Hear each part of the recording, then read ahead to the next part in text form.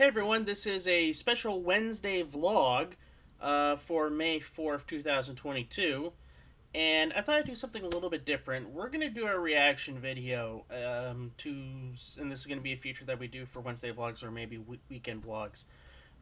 It is reacting to certain listicles out there in the game show world, whether they be YouTube videos or whether they be actual lists, done on various sites. The first one I'm going to be doing is something near and dear to my heart. I love Hell's Kitchen. So we're going to talk about a video done ranking the top 10 worst black jacket chefs in Hell's Kitchen history. Now, 20 seasons, getting the black jacket, top 5 or 6, depending on the season, you're up there. However, there are a lot of chefs out there who did not deserve that black jacket, whether it be through to their cooking being subpar or due to other chefs, completely faltering at the most inopportune times. So, this video that we're gonna be watching, done by Flynn Masters, and we're gonna take a look at what he says. And I have my list of 10. I want to see how mine line up with his. So let's do that right now. I already have it set up. I do like the intro. He's giving you a demo of what he thinks are some of the worst. So let's see what he has to say right now. And I will pause when I need to interject. And today, I'll be looking at the 10 worst black jacket chefs ever. So for my criteria, first off, I'm looking at their time in Hell's Kitchen before they earned a black jacket. Okay, that's a problem for me right there. Being in the black jacket club, when you're a black jacket, that needs to be addressed. How you react when you get the black jacket. And we've seen chefs who, kind of wavered a bit, but when they got their black jacket, they stepped up their game. If you remember, I think it was Holly and Nona from season 7 and 8. They were, but they got their black jackets. They really stepped up their game and wound up winning their seasons. So there you go. Since obviously that's what I'm ranking. So for example, while a guy like Trev really sucked after he got a black jacket, his performance up until the black jacket portion of the game wasn't bad enough to land him on the list. That is true. Trev really struggled to even make it to the black jackets. Whether that's due to them being a big-time personality, and that's the only reason why Ramsay didn't eliminate them, a twist in the game that propelled them, or simply getting lucky that they weren't on the losing team, or the black jacket challenge helped that out more than they did. And speaking of other chefs, I'll once again be looking at the talent of their competition that season, along with how big their cast size was, and just their general performance during Hell's Kitchen up until they earned a black jacket. Oh god, those long seasons, 11 and 12, when they had like 20 chefs. Ugh. I don't use a Discord that tallies mistakes. I just use my general knowledge of the show, along with a check here and there on Wikipedia when needed. So with all that said, watched every episode. Alright, what do you got here? To start off the list, and I know this may seem pretty controversial, and I hate to look down on this guy, considering he was literally the only bright spot of season 9 for me. But at number 10, I have Tommy Stevens from Hell's Kitchen season 9. Really? When you look Tommy? At Tommy, you think of him, obviously not being on Will or Paul's level, but still holding his own and definitely being a good overall chef. But I think people forget that even though he was only put up for elimination 2 times, he made a mistake in basically every service. In the first 4 services, he made a mistake of some sort. He was just simply overshadowed by bad chefs like Chino, Steven, and Brendan, who made far worse mistakes. And he probably goes season 9 was just a bad season. That service, at least didn't make matters better either. He had a couple good performances service and challenge-wise in the middle half of the season, but again, from the final 10 on, he made mistakes of some magnitude in pretty much every service. His mistakes got overshadowed by Jonathan's performance at the final 10. His mistakes at the final 9 were forgiven because he was on the winning team. He got put up for elimination at the final 8 for his bad performance, but luckily Carrie had been far worse than him. He had a bad performance at the final 7, but Natalie was seen as weaker. So it's not like he was ever far and away the worst chef, and his mistakes were obviously pretty forgettable. But that's still not a good look for a black jacket chef. Now, to be fair, he, Paul, and Will really dominate the final 6, so in that regard, he did earn his way to a black jacket. But unfortunately, as awesome as Tommy is, his performance this season was simply far too inconsistent. Well, let me just say about Tommy right there. Yeah, he was a little inconsistent, but season 9, a lot of the chefs that finished below Tommy were eliminated to their service being worse, or in the case of Jennifer, who was a Black Jacket chef, was, outright screwed by Paul and Will. Tommy was the only one who defended Jen because he knew Elise was cancer. And that proved to be true when All Stars happened. When both Jennifer, and Elise came back in that season, and apparently Ramsey saw through that. Jennifer didn't make it to that season because top 5 in season 17, which was the All Star season, was pretty strong, with the exception of one. And yeah, at least Jennifer did take her out in All Stars, getting her revenge. And he lands here in the top 10. Now at number 9, and this is kind of an interesting one here, but I have Sarah from Hell's Kitchen Season 2 in my top 10. Okay, I'm going to stop you right now. That low.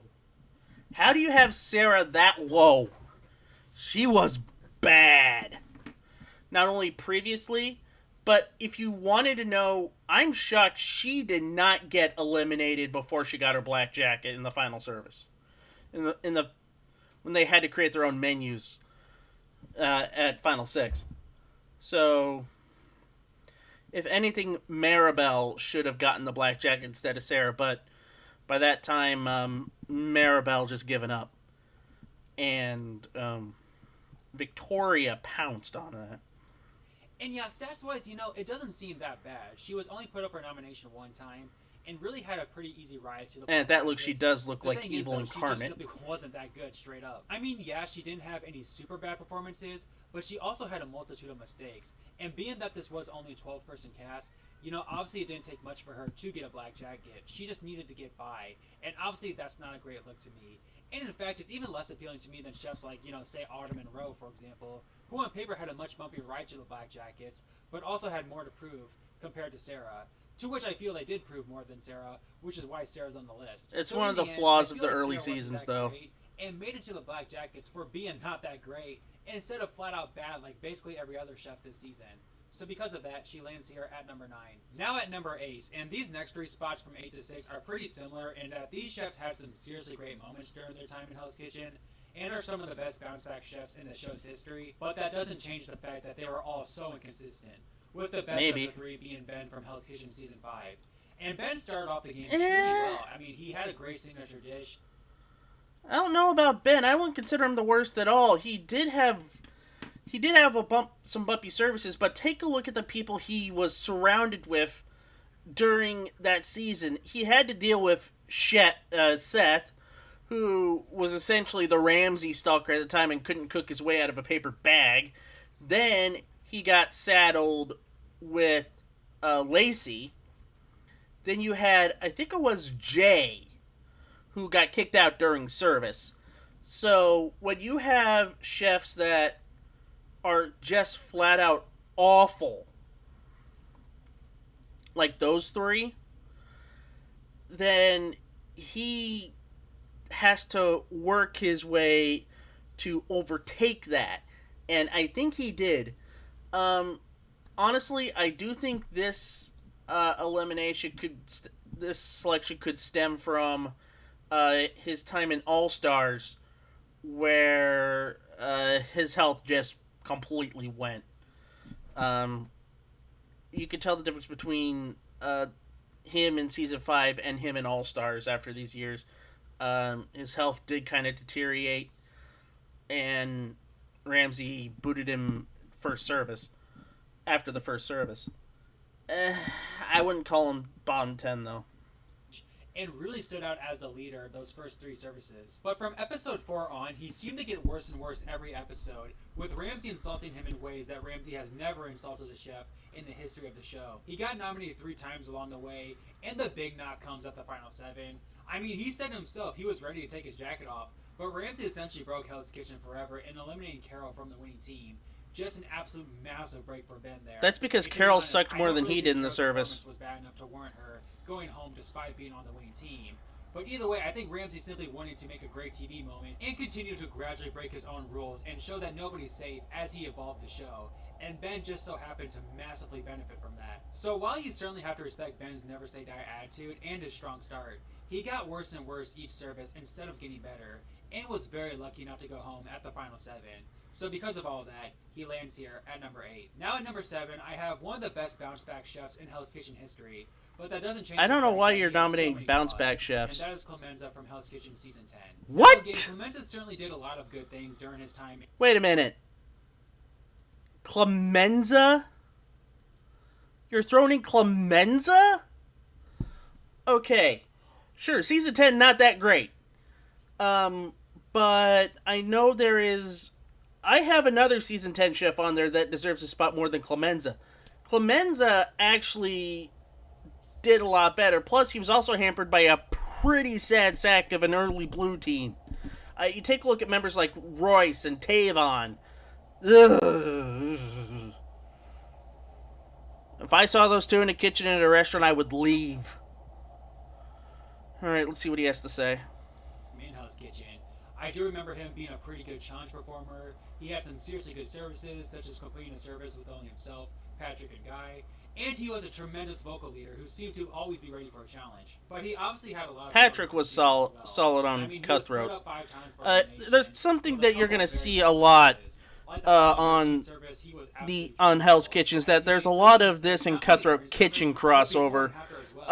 Clemenza was on Cutthroat, but he eliminated himself with a bad carne asada challenge. Tommy earlier on this list, by the way, won his episode. And I think he won over 16,000, 17,000. And he could have easily gone home in every one of those 5 pre-Blackjack eliminations, other than the final 12, as that was definitely a BS nomination for Clemenza. So Clemenza was super inconsistent all season, and while he was strong in other areas of the show, the amount of mistakes he made are too much to overlook. So nope. He lands here at number 7. At number 6 now, and this chef is pretty tough to place, as, again, this chef did fight back so many times, but similar to Clemenza and Ben, that doesn't take away from the fact that he was so inconsistent throughout the season.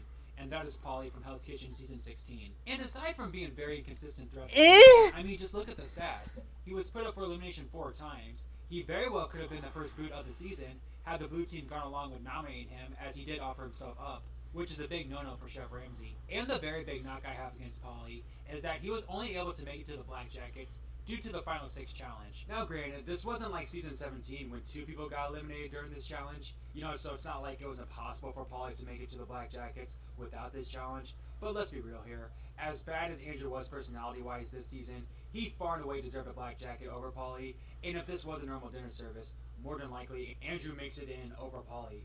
There's also some other questionable decisions, although not as bad as... Okay, I know there's some talk in the Hell's Kitchen community that the Black Jacket Challenge, which was instituted in season 16 and has carried forward, kind of the equivalent to the fire making challenge in Survivor when you get to the final 4, where you have to nominate somebody to make fire and eliminate them. The reason I don't consider that as bad as that is that's endgame right there. That is literally endgame, because whoever makes it out of that's final tribal. Here, with the Black Jacket, that's a chance to really prove your mettle as a chef, because as a chef, you have to make good menus. Now I got the phone. I'm gonna, talk amongst yourselves. Let's see who this is. Oh, this is important. Hello. Yes?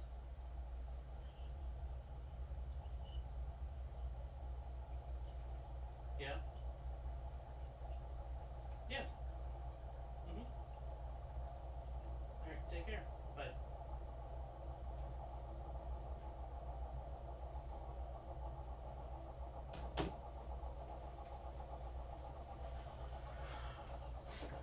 Alright, sorry about that. That was an important health phone call that I needed to take. But Black Jacket Challenge. That proves your mettle as a chef. That means you could really come in under pressure to create a good dish. And that's something Ramsay kind of loves in his chefs, that under pressure you come up with something fantastic. And Paulie did that, so I have no problem with him getting his black jacket.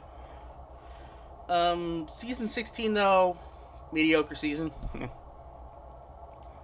Some of the other obviously bad decisions from Ramsay throughout this list. But still, you have Paulie staying over Coop. That's pretty questionable, as I think Coop was slightly better than Paulie up until that point. Not really. Surviving over Devin. Again, Devin had been doing so well up until that point. And of course, don't forget that season 16 is one of the worst group of chefs in Hell's Kitchen history, and Paulie was on arguably the worst blue team in the show's history.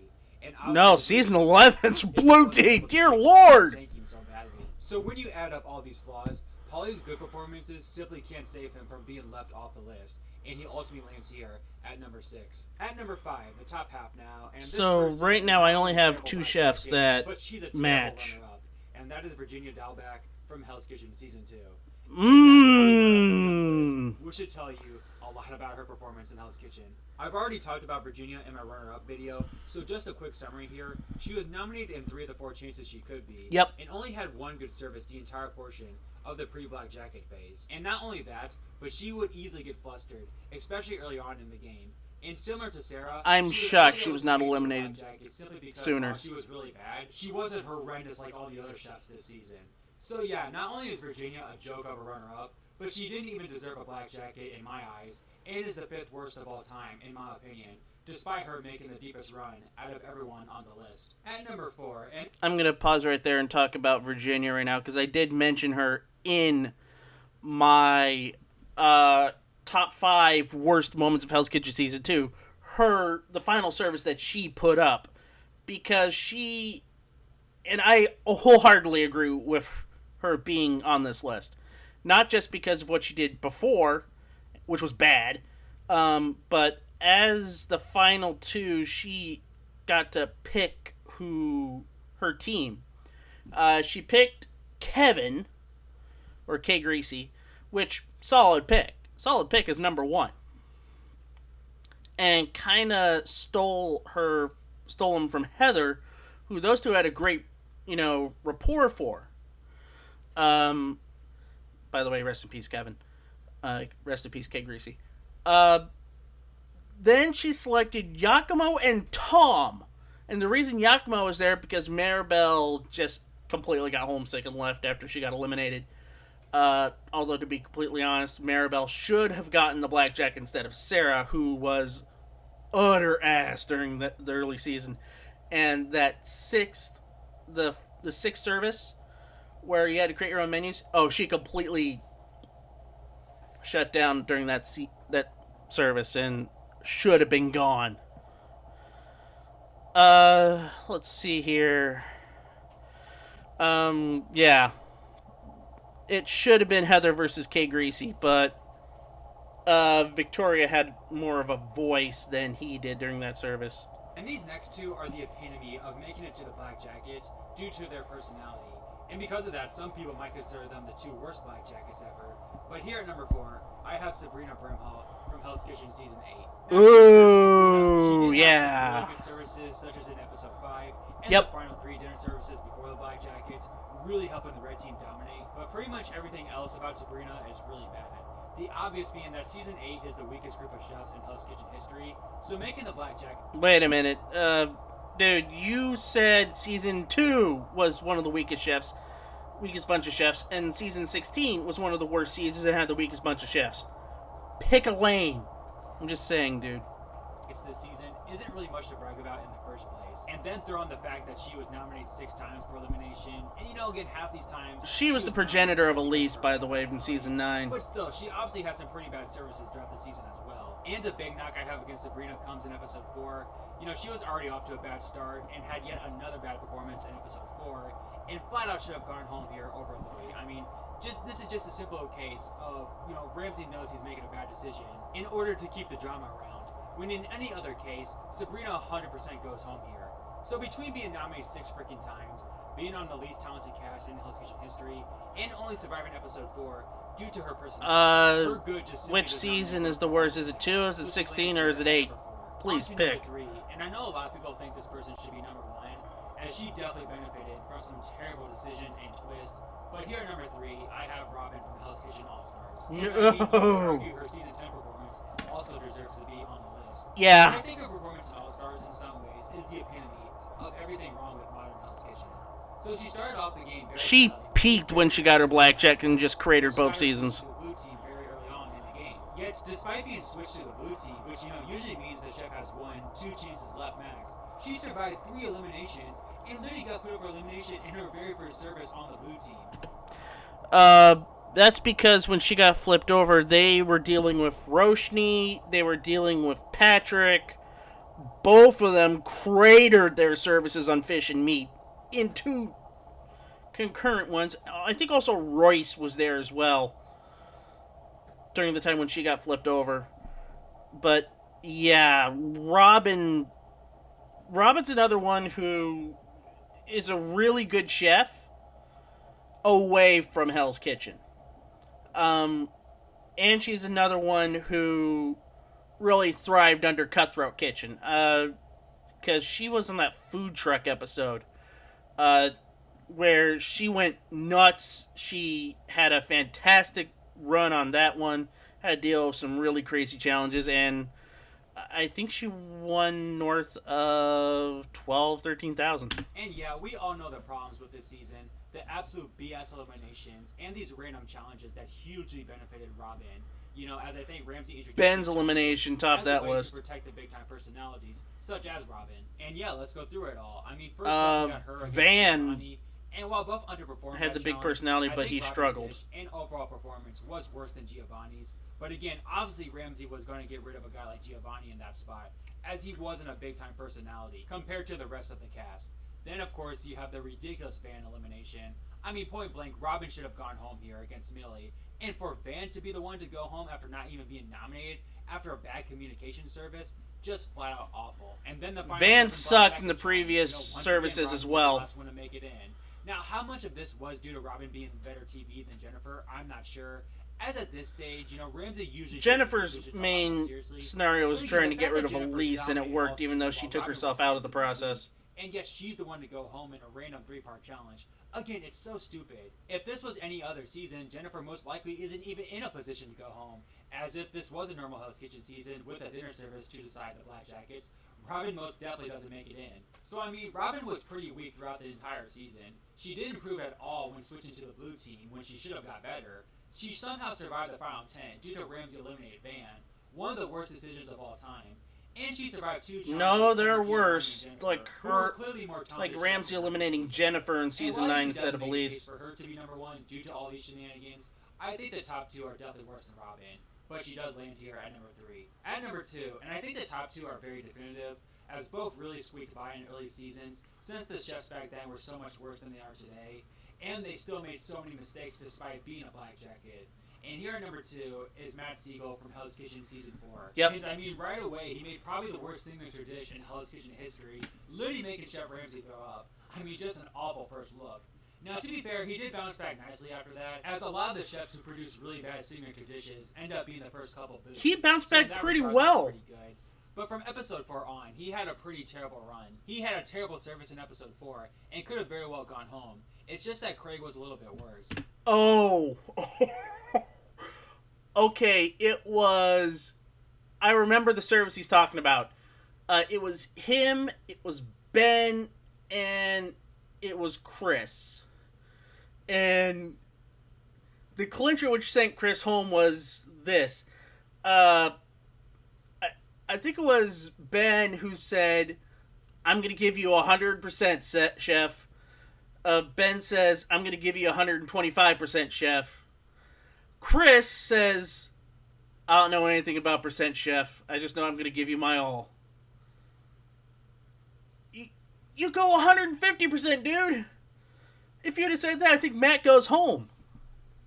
He continued Chris to was an struggle, idiot. but was saved when Ramsey put him on the red team. Which, to be fair, his first service on the red team was fantastic. Oh, he did And a lot Matt better was on the red spot. team, though. And He really gelled the more first with time that in red Hell's team Kitchen than he did the blue we team. saw chefs save themselves by bouncing back on a new team. But after his great final 9 dinner service, he continued to struggle and somehow got past the final 8 elimination. When again, you would think, okay, he was given one more chance. Ben he was had a bad service. bad Shouldn't he go home now? And in those last few it services. Looks like he's going home. But then He was like, destined to go home. You're going home now. When like he already sent her back in line. So yeah, to me, I think Ramsey just simply wanted Matt around a little longer for great TV. Again, a terrible look for Matt skill wise. At the final 7, he had another bad service, but was able to make it to the Black Jackets due to the blue team having a worse service. So while Matt does have some good moments and a very standout performance at the final 9, he was very below average the entire season and was really lucky to make it past the final 8.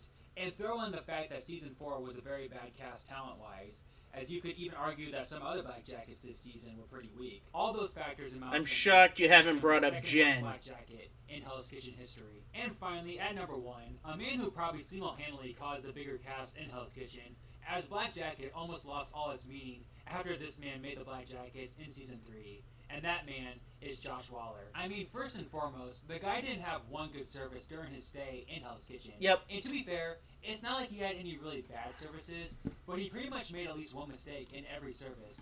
He was put up for elimination 3 of the 4 times he had the opportunity to do so. And again, to be fair, the first 2 times he didn't really deserve to go up. You know, obviously his services weren't great. He was Rock's whipping boy. The fact that Rock just didn't like him. However, he was right. Since Rock knew that Josh was such easy competition, he nominated Brad instead of Josh at the final 6, seeing that Brad was a bigger... No, here's what happened. He nominated himself. And here's what happened. He could have... Because Ramsey said, Ben or Brad, what's your team's nominee? He could have put Josh up there. Instead, Brad put himself up there, which was a mistake. And Gordon does not like putting anybody up for elimination who... Actually, let me say that again. Gordon hates it when you put yourself up for nomination. And if Brad had just stuck to the script that he had planned out and put Josh up there, we're not having this conversation. And I don't have my worst moment in season 3, which was Josh's Black Jacket dinner service, which, let's be honest, made Hell's Kitchen. Where it was, you can have the Black Jacket, you can be the best of the season, but if you still suck, I'm kicking you out. So, Josh, not a great chef, but yeah, that's his list. And I have to be honest, yeah, it's an okay list. However, some notable exceptions. Let's take a look here. Jen from season 4. Big personality, not that good of a chef. This was bolstered by her performance in Rookies vs. Veterans, when she completely cratered in the second service and was just bad. And nobody liked her. Then we have Elise, season 9. I'm shocked he didn't bring her up. Like, nominated 8 times that season. 8! And faded all of them. Joy from season 12. She quit. How do you not make the list and be a quitter? Same thing with Josh and Mata, who both quit their service. Quit while wearing the Black Jacket. I mean, that puts you in the conversation for the worst Black Jackets.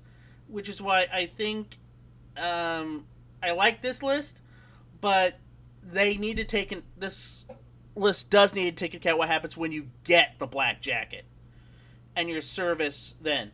Which is why I think Matt from season 4 and Josh from season 3, I honestly agree with that. They could be top 2.